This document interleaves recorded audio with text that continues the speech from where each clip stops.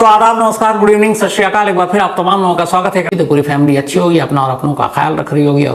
5 ऐसी अजीब अजीब कहानियां आज मेरे सामने आई कि मुझे लगा कि एक कहानी सुनकर मैं निपटा ना दूं, तो इन 5 कहानियों को आपके सामने रखूं। और वाकई इन 5 कहानियों के जरिए हमारे यहाँ के legal system, judicial system, police, criminal case, मुकदमा, तारीख, सबका आईना आप देख लेंगे। पहली कहानी बाबूराम भील की कहानी है। ये राजस्थान का रहने वाला है, राजस्थान के बलोत्रा इलाके का। पुलिस को इस बलोत्रा इलाके के आसपास पिछले 1-1.5 महीने से कई ऐसे कॉल आते थे। कॉल ये कि एक शख्स है जो हाथ में चाकू लिए रहता है, उसके हाथ में एक बोतल है जिसमें पेट्रोल होता है और वो एक तरह का पेट्रोल बम है, और बेवजह वो लोगों को धमकाता है, किसी को चाकू मारता है और भाग जाता है। अब ऐसा सरफिरा इस इलाके में पुलिस के लिए परेशानी की वजह। पुलिस ढूंढती है पर वो मिलता नहीं है। तभी अभी 19 जुलाई को इसी इलाके में एक स्कूल है। उस स्कूल का नाम है गवर्नमेंट हायर प्राइमरी स्कूल चुली बेरा। इसी इलाके में ये स्कूल, और लोकल पुलिस को एक कॉल आता है। कॉल सुनते ही पुलिस वालों की हवा खराब हो जाती है। कॉल करने वाले ने यह बताया कि इस स्कूल में एक सिरफिरा घुस गया, उसके हाथ में चाकू है और एक बोतल है, और वो बता रहा है कि पेट्रोल बम है, और उसने इन्हीं दोनों हथियारों के बल पर स्कूल के बच्चों को एक तरह से बंधक बना लिया है, और कुछ टीचर भी उसकी चपेट में। खबर संगीन थी। बच्चों का स्कूल, कुछ भी हो सकता है। फौरन पुलिस अपनी फोर्स के साथ स्कूल में पहुंचती है, लेकिन वहां पहुंचने में पता चलता है कि उस सिरफिरे ने तब तक 2 टीचर पर चाकू से हमला कर दिया था। दोनों घायल भी हुए। उनको किसी तरह वहां से निकाला गया और ले जाकर हॉस्पिटल पहुंचाया गया। बाद में पुलिस मौके पर पहुंचती है और उसके बाद बाबूलाल भील को गिरफ्तार कर लेती है। गिरफ्तारी के बाद ही पता चलता है कि ये कौन है, कहाँ का है, क्या है। तो गिरफ्तारी के बाद उससे पूछताछ की गई तो पता चला कि ये बलोत्रा गांव का है, नाम बाबूराम भील है। अब पुलिस उससे पूछती है कि भाई एक स्कूल में घुसकर तुम स्टूडेंट्स को बंधक क्यों बना रहे हो, मामला क्या है। इसके बाद जब वो बोलना शुरू करता है तो खुद पुलिस हैरान थी। आमतौर पर कोई भी क्रिमिनल क्राइम करने के बाद सबसे पहले पुलिस से दूर भागने की कोशिश करता है, लेकिन यहाँ उल्टा था। पुलिस जब इस तरह के केस के बारे में पूछ रही थी कि इस स्कूल से पहले तुमने क्या क्या किया, तो वो तोते की तरह बता रहा था कि मैंने इससे पहले उस इलाके में एक को चाकू मारा, एक और को मारा, मैंने एक उसको बोतल दिखाकर कि ये बॉम्ब है, मैंने उसको डराया। और लास्ट में कहता है कि साहब ये सब तो मैं आप ही के लिए कर रहा था, आप पुलिस वालों के लिए, ताकि आप आए और मुझे पकड़ें, पर आपने आने में बहुत वक्त लगा दिया, मुझे पकड़ने में भी वक्त लगा दिया। तो उसने कहा कि अगर तुम्हें पकड़वाना ही था खुद को तो तुम ही चले आते पुलिस स्टेशन। बोला नहीं, मैं खुद से आता, मैं खुद से पकड़ाता तो फिर बात बनती नहीं। आप मुझे पकड़े और बहुत सारे लोगों के सामने पकड़े, मैं यही चाहता था। मैं ये चाहता था कि बहुत सारे लोगों को मैंने मारा, चाकू मारा, क्राइम किया। पुलिस लेकिन मुझे एक्शन के वक्त पकड़े, ये नहीं कि मैं थाने पहुंचूं और उसका चाकू रख दूं और पेट्रोल बम रख दूं और कह दूं कि मैं सरेंडर करने आया हूं और मुझे पकड़ लीजिए। बोला उससे मेरा काम ही नहीं बनता। और पुलिस वाले हैरान कि ये कौन सिरफिरा है जो ऐसी बातें कर रहा है। तो उन्होंने कहा तुम गिरफ्तार क्यों होना चाहते थे, और वो भी कि एक्शन के दौरान तुम्हें पकड़ा जाए, कहीं तुम कोई क्राइम कर रहे हो और उसके बाद कोई खबर आए और पुलिस पहुंचे फिर तुमको गिरफ्तार करे, इससे तुम्हारा भला क्या होगा। फिर पुलिस ने देखा, उसने कहा कि तुम्हारा पिछला रिकॉर्ड तो सब साफ है, तुम ठीक ठाक अपनी नौकरी वोकरी क्या करते थे, तुम्हारे अच्छे खासी जमीन है, घर है गाँव में, तो ये स्कूल में बच्चों को बंधक बनाना, लोगों को चाकू मारना, पेट्रोल बम से डराना, ये सब क्यों। तो उसने कहा साहब आपने मुकदमा दर्ज कर लिया। उसने कहा आप तो करेंगे, और ये तो वो है कि जिसमें तुमको जमानत भी नहीं मिलेगी, जेल जाओगे। और वो इसको सुनकर खुश। उसने कहा कि आप पूरा नाम पता सब लिख लिया आपने। उसने कहा हाँ जी, जो जो तुमने बताया, बाबूराम भील, वल्द ये सब कुछ बता दी। अब वो खुश। बोला अब मेरा काम हो गया। पुलिस वाला को समझ ही में नहीं आया। तब उसने अपनी कहानी सुना। उसने कहा देखो, मैं 6 महीने तक बिल्कुल ठीक इंसान था। मैं शहर गया था नौकरी करने के लिए। शहर से जब घर आया तो कुछ गांव की ज़मीन और प्रॉपर्टी, खेत, उसका पहले से ही कुछ सौदा चल रहा था, कुछ चीज़ें बेचनी थी। तो मैं गया, जो गांव के सारे अपने पंचायत और बाकी होते हैं सरकारी अफसरान, तो मैं वहाँ पेपर लेकर गया था कुछ काम कराने। तो वो तो देख कर मुझे ऐसे हुआ जैसे मैं भूत आ गया हूँ। उन्होंने कहा भैया तुम्हारी तो डेथ सर्टिफिकेट तैयार है, तुम कैसे साइन करोगे। और उसने पुलिस को अपनी जेब से निकाल कर वो डेथ सर्टिफिकेट सामने रख दिया थाने में, इस स्कूल के इंसिडेंट के बाद। तो साहब मैं पहले समझा मजाक है, लेकिन फिर मैंने देखा वो वाकई मेरा डेथ सर्टिफिकेट था, बाकायदा उस पर डेट था, इसी साल मेरी मौत हुई है, वक्त जगह सब कुछ लिखा हुआ, सरकारी मुहर है, सरकारी पेपर है, और वो प्रशासन की तरफ से जारी मेरा डेथ सर्टिफिकेट। बोला, मैं हंसा, मैंने कहा क्या मजाक कर रहे हो। मैं दूसरे अफसर के पास गया, बाबू के पास, उसने कहा भाई मैं कुछ नहीं कर सकता और तुम अब किसी चीज़ पे साइन नहीं कर सकते, तुम मुर्दा हो। तो मैं इधर उधर भटकता रहा, कोई मेरी सुनने को तैयार नहीं। मेरे दोस्त, मेरे घर वाले, वो सब मान रहे हैं कि मैं जिंदा हूं, लेकिन कागज पर कोई मुझे जिंदा मानने को तैयार ही नहीं, क्योंकि सरकारी कागज ने मुझे मुर्दा करार दिया। अब मुझे ये पता नहीं कि ये हुआ कैसे, लेकिन जहां तक मुझे साजिश समझ में आती है वो ये कि कुछ लोग मेरी प्रॉपर्टी पे नजरें बनाए हुए थे, और जब मैं शहर में था तो उन्होंने उसका फायदा उठाया कि जब इसको मुर्दा डिक्लेयर कर देंगे तो फिर न ये साइन कर सकता है, ना बेच सकता है, ना सेल डीड बना सकता है। तो इसीलिए उन्होंने मेरा डेथ सर्टिफिकेट सरकारी अफसरों के साथ मिलकर उन्हें रिश्वत देकर बना लिया। अब मैं सरकारी अफसरों से जब जाकर लड़ रहा हूँ कि मैं जिंदा हूँ, जिंदा होने का और क्या सबूत दूं कि तुम्हारे सामने खड़ा हूँ, वो मानने को तैयार नहीं। उन्होंने कहा ऐसा कोई सबूत नहीं, कोई ऐसा कागज दिखाओ जिसमें तुम इस डेथ सर्टिफिकेट के बाद भी जिंदा हो। अब ये बड़ी अजीब चीज थी। अगर सपोज डेथ सर्टिफिकेट अप्रैल 2024 का था तो उनका ये था कि तुम मई का कोई सर्टिफिकेट, कोई ऐसा पेपर दिखाओ, सरकारी पेपर होना चाहिए जिसमें तुम जिंदा हो। बोला मैं क्या करूं, कहां से लाऊं। इत्तेफाक से कुछ वक्त पहले एक फिल्म आई थी, बल्कि टीवी सीरियल था, आप में से पता नहीं कितने ने देखी, मैंने देखी थी। उसका नाम ही था कागज, और वो उसमें जो लीड रोल में थे पंकज त्रिपाठी थे, बेहतरीन एक्टर। और इस फिल्म की स्क्रिप्ट लिखी थी सतीश कौशिक जी ने, जो अब इस दुनिया में नहीं है। तो वो फिल्म की कहानी यही थी कि कागज पे पंकज त्रिपाठी की मौत हो चुकी है, और उसके बाद वो किडनैपिंग करता और क्या क्या करता है उसका कैरेक्टर, ताकि सरकारी दस्तावेज में उसका नाम आए। अब पता नहीं, शायद उसने ये कागज देख ली। अब उसे तमाम कोशिश कर चुका कि मैं जिंदा होने का सबूत दूं, जिंदा होने का सबूत कागज पे कहीं आ नहीं रहा है। तो फिर उससे ख्याल आया कि सरकारी पेपर पे ही चाहिए ना, तो दो पेपर पे मैं देता हूं, एक पुलिस का FIR और दूसरा अदालत में जब ये मुकदमा चलेगा, जब चार्जशीट दाखिल होगी, अदालत फैसला सुनाएगा, तब जज साहब को भी कहना पड़ेगा कि बाबूराम भील उर्फ फलाने भील, इनको ये सजा दी जाती है। एड्रेस भी लिखा होगा उसी गांव बलोत्रा का। बस उसे यह ख्याल आया, तो उसने कहा क्या करूं, क्योंकि उसे ये भी पता था कि खुद से थाने में जाकर किसी को थप्पड़ मार के, पुलिस वाले को थप्पड़ मार के, तब तो कहेंगे यार प्लान करके आया। तो उसने कहा कुछ बड़ा करते हैं, और उसके बाद सिर्फ और सिर्फ अपने आप को जो जिंदा है कागज में, सरकारी कागज में जिंदा दिखाने के लिए उसने जुर्म का रास्ता अख्तियार किया, और एक के बाद एक कई लोगों को चाकू मारा। हर बार इंतजार करता कि पुलिस पकड़े, पुलिस पकड़ नहीं रही, वो बेचैन हो रहा। फिर उसने कहा कि कुछ बड़ा करते हैं, और वो एक स्कूल में घुस गया। उसने बच्चों को बंधक बनाया, टीचर को 2 चाकू मारा। तब तक किसी ने कॉल कर दिया, पूरी पुलिस की बटालियन पहुंच गई और वो पकड़ाया, और उस दिन उसे खुशी हुई। ये बात अभी की है, 19 जुलाई की। और तब उसे लगा कि अब उसका काम हो गया। जब पुलिस वालों ने सुना तो जो केस है वो तो उसने इंजर्ड किया, बाकी चीज़ें की, उस पर तो सारी धाराएं लगी। लेकिन जब ये वहाँ के कप्तान SP तक ये बात पहुंची तो उन्होंने कहा कि पैरेलल इसकी भी जांच होनी चाहिए। और अब उसके गांव जाकर उसके जिंदा मुर्दा होने, उसके डेथ सर्टिफिकेट की जांच हो रही है। लेकिन बाबूराम भील जो सब जुडिशियल कस्टडी में, यानी कि न्यायिक हिरासत में जेल है, बहुत खुश है कि अब मेरे जिंदा होने के सर्टिफिकेट से कोई इनकार नहीं कर सकता, क्योंकि कानूनी दस्तावेज, सरकारी दस्तावेज, पुलिस की दस्तावेज, अदालत की दस्तावेज, और जब मुकदमा शुरू होगा जज साहब की अदालत में, तो जज साहब की बात भला फिर कौन टालेगा। तो अब मैं कागज पर फिर से जिंदा हो जाऊंगा। तो सोचिए, कागज पर जिंदा होने के लिए एक शख्स लगातार 6 महीने से क्राइम कर रहा था। यह कानून की पहली झलक और आईना दिखाया। अब आइए दूसरी कहानी पर आपको आते हैं। कमाल की कहानियां हैं साहब। 1994 में कानपुर में एक केस होता है। एक लड़का कुछ लड़कों के साथ मारपीट करता है और फिर एक लड़की के साथ छेड़खानी करता है। उसके ऊपर इल्जाम लगाता है, पुलिस उसे पकड़ती है, बाद में वो जमानत पर छूट जाता है। उसका मुकदमा चलता रहता है। 1994, आज हमें 2024 में 30 साल बीत गए। 30 साल बाद अदालत को ख्याल आया कि 94 का एक मामला है और एक मारपीट और छेड़खानी का मुकदमा है। अब मुकदमा है, कागज पे तहरीर है, तो उसको अंजाम तक पहुंचाना है, चाहे आप उसको 2 महीने में पहुंचाए या 20 या 30 साल ले, क्योंकि कानूनी दस्तावेज है। तभी तो हमारे यहाँ मुकदमों की भरमार है। 5 करोड़ से ज़्यादा मुकदमे लंबित हैं। अभी 3 दिन पहले ही कानून मंत्री ने लोकसभा में कहा, और उसमें हाईएस्ट पहले नंबर पर जो सबसे ज़्यादा मुकदमे वो यूपी में ही है।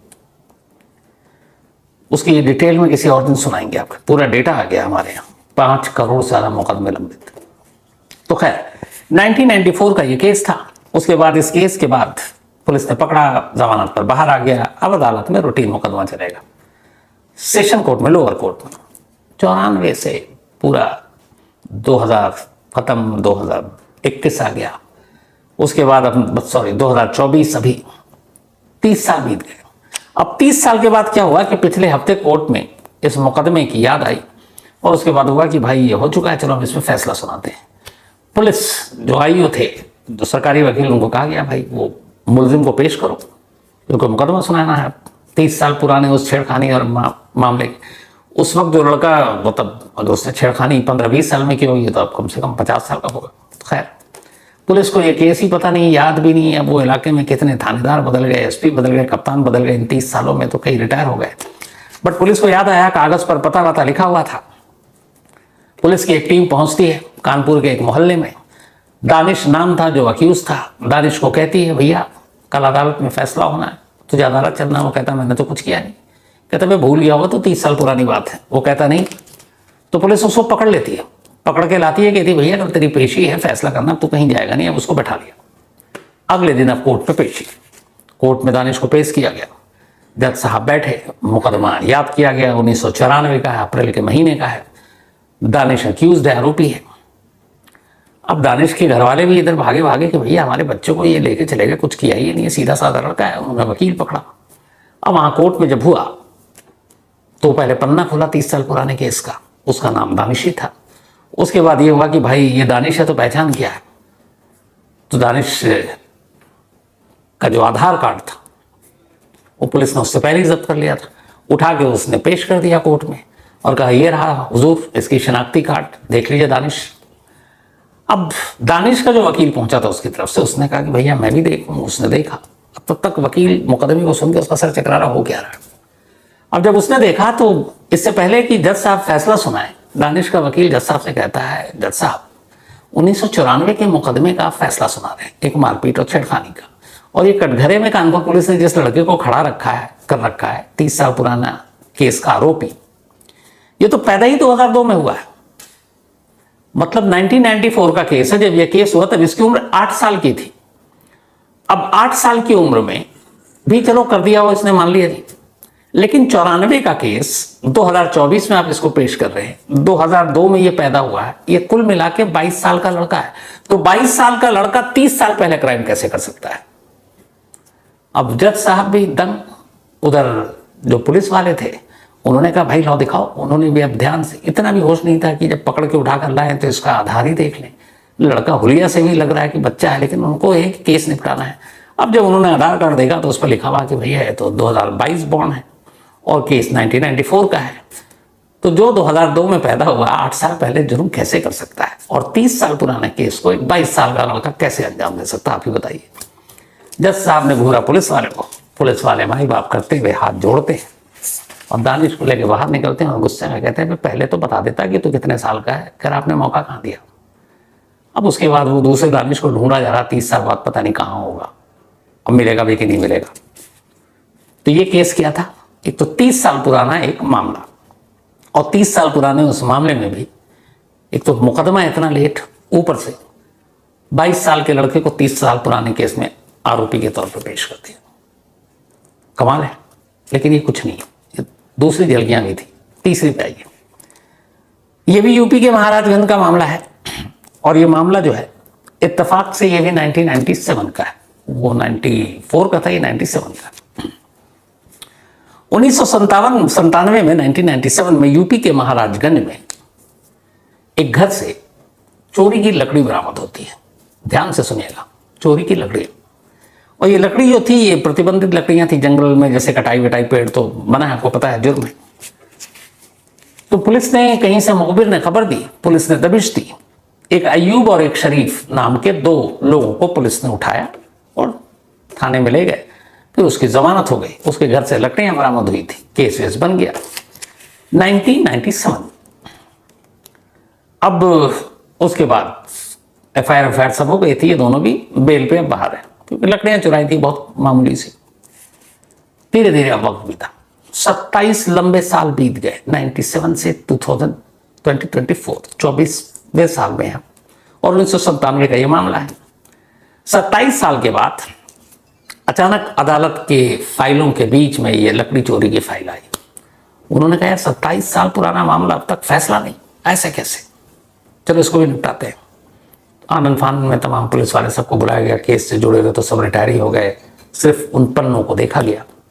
पुलिस का नसीब अच्छा था, ये दोनों उसी मकान में थे जहां 27 साल पहले रहते थे। अयूब और शरीफ को पुलिस लेकर कोर्ट पहुंची।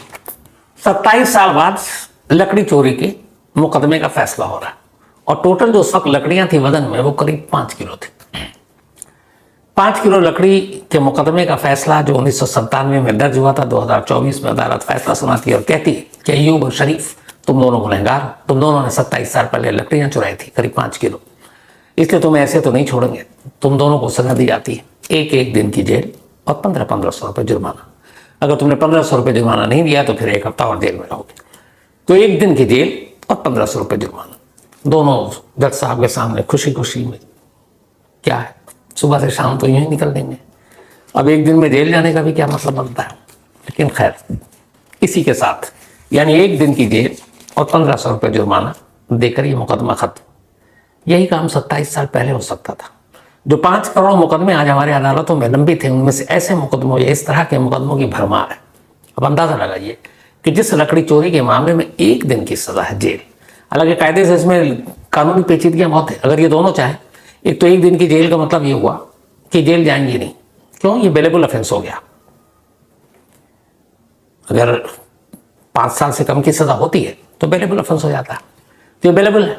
ये इसको हाई कोर्ट में फिर चैलेंज कर सकते हैं, हाई कोर्ट के बाद सुप्रीम कोर्ट जा सकते हैं। लेकिन मुझे लगता नहीं है दोनों इसलिए जाएंगे कि भैया हाई कोर्ट और कहीं चैलेंज करने के लिए भी वकील तो करना पड़ेगा ना। यहाँ 1500 रुपये में काम बन रहा है, तो फिर वकील को क्यों 15,000 रुपये देंगे, वो भी अकलमंदी नहीं है। लेकिन लकड़ी चोरी का मुकदमे का फैसला 27 साल बाद और 1 दिन की सजा। तो ये तीसरी झलकियां आपने देखी। अब कमाल की चौथी झलकियां देखी और निकलते हैं यूपी के बाहर, मध्य प्रदेश चलते हैं। ये भी कमाल का है। मध्य प्रदेश में 22 अप्रैल 2005 को एक महिला जिनका नाम है विमला देवी, उम्र 56 साल, उनके घर पर एक पुलिस आती है और एसएचओ थे वो वहीं के एक डाबरा पुलिस स्टेशन के। और घर आने के बाद उनके 3 लड़के थे उस वक्त घर में मौजूद, उनके बारे में पूछते हैं और उन तीनों को थाने ले जाते हैं। विमला देवी पूछती है मेरे बच्चों को कहाँ ले जा रहे हो, वो कहते हैं कि अभी छोड़ देंगे, कुछ पूछताछ करनी है। तो 3 बच्चे को जो ले गए, उनमें से 2 को तो इन्होंने शाम को छोड़ दिया, लेकिन तीसरे को उन्होंने नहीं छोड़ा। और उस तीसरे बेटे का नाम था खुशहाली राम। अब वो पुलिस कस्टडी में था। घर वाले भागे कि भैया बता तो क्या है। पुलिस वालों ने कुछ नहीं बताया, यहां तक कि मिलने नहीं दे रहे। करीब हफ्ता बीत गया, कोई पता नहीं चला। वो बार बार जाए, पुलिस वाला कुछ बताया नहीं। फिर ये भी कहानी सुना दिया कि हमने तो उसे छोड़ दिया था, वो भाग गया और हमारे पास नहीं है। अब बेचारे गरीब लोग कहाँ कहाँ भटके, लेकिन दोनों भाई और माँ अपने बच्चे को तलाश रही है, जिसको खुद इंस्पेक्टर आकर लेकर गया था डाबरा पुलिस स्टेशन का। जहां जहां वो भाग सकते थे भागे, लेकिन उनके तीसरे बेटे का कोई सुराग नहीं मिला। धीरे धीरे वक्त बीता। उसके कुछ दिनों के बाद अचानक इन घर वालों को इनके पड़ोसियों ने एक अखबार ला कर दिया। अब बोला ये पढ़ देखो अखबार में क्या पढ़ा लिखा हुआ है। जब उन्होंने अखबार पढ़ा तो पढ़ा ये कि पुलिस ने एक एनकाउंटर में उनके बेटे को मार दिया और बेटे का बाकायदा फोटो छापा और फोटो के साथ ये लिखा कि कालिया उर्फ ब्रिज किशोर, एक बदनाम डाकू, एक मुठभेड़ में मारा गया। कालिया उर्फ ब्रिज किशोर। अब जब उन्होंने फोटो देखा तो फोटो तो बेटे का है, लेकिन नाम कुछ और आ रहा है। अब वो भागी भागी गई ये लोग जहां पे एनकाउंटर हुआ। उसके बाद वो पुलिस वालों के पास अदालत में पहुंची कि भैया इसकी इंक्वायरी की हमें कहीं से इजाजत दिलवाई जाए। वकील किया तो फिर लास्ट में सीनियर पुलिस अफसरों ने एक इंक्वायरी कमेटी बैठाई और कहा कि ये जांच किया जाए। जब जांच की तो पता चला कि जिस बंदे का इन्होंने नाम लिखा है, ये कालिया और ब्रिज किशोर, मशहूर बदनाम क्रिमिनल, वो मारा गया एनकाउंटर में। वो कालिया उर्फ ब्रिज किशोर झांसी की डिस्ट्रिक्ट जेल में 2 साल से बंद था, और जब ये इंक्वायरी हुई पता चला कि अब भी वहीं बंद है। तब सवाल ये था कि मारा कौन गया, क्योंकि अखबार में फोटो विमला देवी के बेटे का था, नाम उस डाकू का था, और वो नाम जिसका था वो झांसी की जेल में अब भी जिंदा था और इस एनकाउंटर से पहले से ही बंद था। मतलब एमपी पुलिस में और बाकी के स्टेट पुलिस में वैसे ही इतना होता नहीं आपस में कोऑर्डिनेशन, तो उन्हें पता ही नहीं था कि ये तो जेल में बंद है। उनको चाहिए था इनाम तरक्की, उन्होंने उठाया इस लड़के को, बेगुनाह को उठाकर मार दिया, अखबार में फोटो छपा ली और कह दिया कि कालिया मारा गया, और कालिया झांसी की जेल में बंद है। अब जब ये मजिस्ट्रेट इंक्वायरी में रिपोर्ट आई तो फिर ये हुआ कि भाई इस पर मुकदमा चलेगा। अब वो जो इंस्पेक्टर साहब उठा कर ले गए थे उनको ढूंढा गया, लेकिन इंस्पेक्टर साहब कहीं नहीं मिले। जब उनको कहा गया कोर्ट में पेश किए, वो कभी नहीं आए। 2012 से आज 2024 हो गया है, सिस्टम का अंदाजा लगाइए। वो इंस्पेक्टर अब एसपी दतिया हैं इस वक्त, मतलब तरक्की पाते हुए सुपरिंटेंडेंट ऑफ पुलिस बन गए, कोर्ट में नहीं पहुंचे एक भी पेशी पर।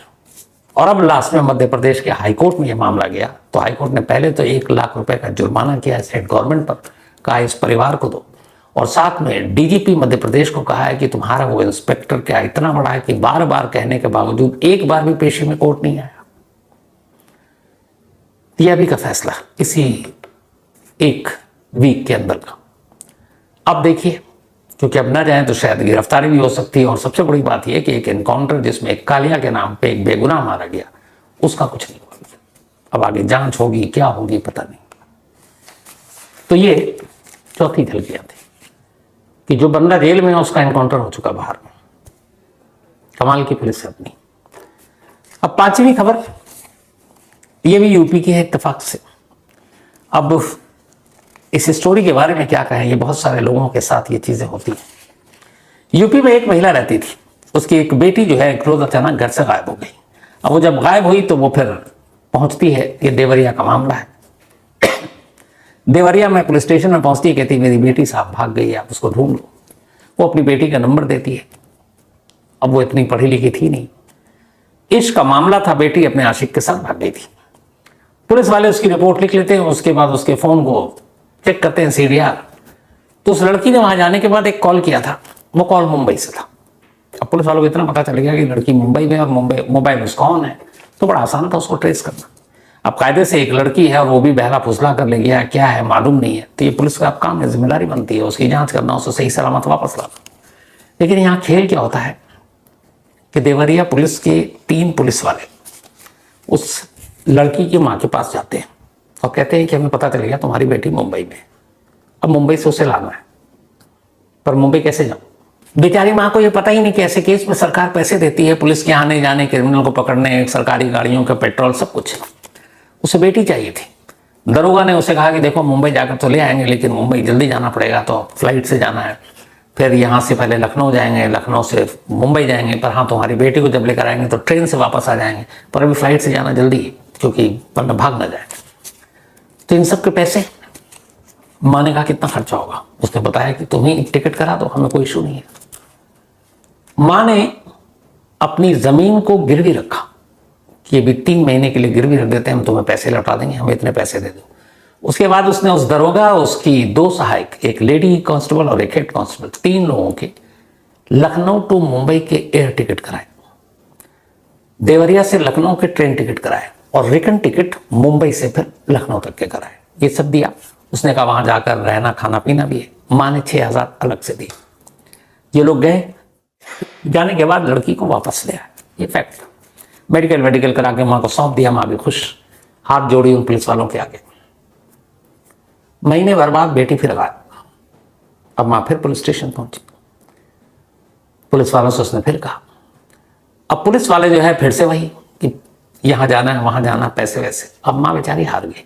उसने कहा अभी जो हमने गिरवी रखा है उसी के पैसे के तकाजे शुरू हो गए, और मेरे पास कुछ है नहीं, कहाँ किराए पे लगाऊं? उन्होंने कहा हम कुछ नहीं करेंगे।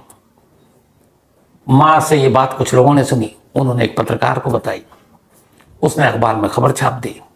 खबर छपते ही जो एसपी थे उन तक पहुंची बात। एसपी ने माँ को बुलाया, माँ ने सारी कहानी बता दी, इनके मुंबई फ्लाइट से भेजने, ट्रेन से वापसी के।